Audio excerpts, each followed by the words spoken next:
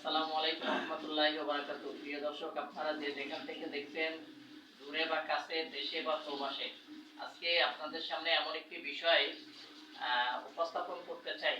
আজকে আমাদের দেখছেন আমাদের একজন ভাই মাওলানা ইসরাইল হোসেন। উনি জন্মগতভাবে শারীরিক প্রতিবন্ধী। আল্লাহ তাআলা ওনার চারখান হাত পাও সুন্দর অবয়বে সৃষ্টি করেননি। উনি মায়ের গর্ভ থেকেই উনি হাত পা অন্য রকমের। এরপরেও আল্লাহ তাআলার যে এলেম, পবিত্র এলেম, উনি সেই এলেম অর্জন করেছেন। উনি একজন চমৎকার একজন ওয়াইজ, উনি আলোচনা করেন। দাওয়াতে দ্বীনের কাজে উনি দায়ী হিসাবে দায়িত্ব পালন করছেন। আপনাদেরকে একটু দেখানোর উদ্দেশ্য শুধু এতটুকুই যে অন্তত যে যাতে করে ওনাকে দেখে অন্তত পক্ষে আমরা আল্লাহ শুকরিয়া আদায় করতে পারি। আল্লাহ তাআলা আমাদের চারখান হাত পাও কত সুন্দর অবয়বের সৃষ্টি করেছেন। আর ওনার হাতটা হচ্ছে আপনারা একটু আপনাদেরকে দেখাতে চাই, দুই হাতেরই অবস্থা হচ্ছে এই অবস্থায় কিন্তু উনি লেখাপড়া করেছেন। উনি দাওরা হাদিস কমপ্লিট, উনি দাওরা ফারেক হয়েছেন। এবং একটা জিনিস আসলে উনি কিন্তু চলাচল করেন চার হাত পায়ে। ওনার পাওটা আমাদের মতো সুন্দর পাও না, যদি আপনারা কিছু মনে না করেন।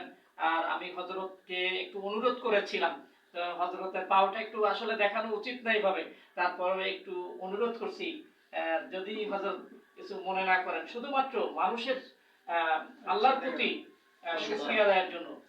দেখুন দর্শক, এই পা দুটো আসলে এই পাও দিয়ে কিন্তু হাঁটা চলা করা যায় না। আসলে এই পাও দেখানোর জন্য আমি আন্তরিকভাবে দুঃখ প্রকাশ করছি, আপনাদের কাছে ক্ষমা চাচ্ছি। আপনারা দোয়া করবেন আমাদের ইসরাইল ভাইয়ের জন্য। ইসরাইল ভাই দাওয়াত ও দ্বীনের জন্য দেশের এক প্রান্ত থেকে আরেক প্রান্তে তিনি এই দায়ী হিসাবে কাজ করছেন। ওনার মূল বাড়ি হচ্ছে বাগেরহাটের ফকিরহাট উপজেলার খাজুরাতে বাড়ি।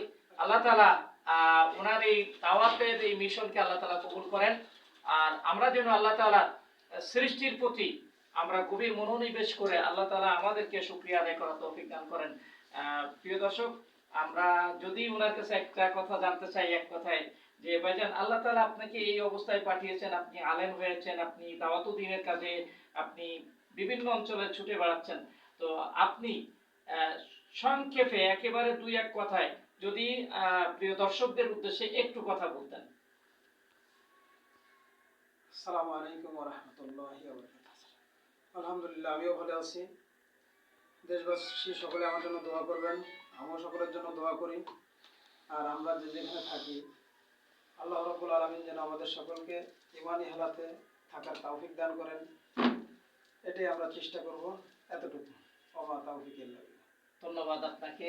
আসসালামু আলাইকুম ওয়া রাহমাতুল্লাহ।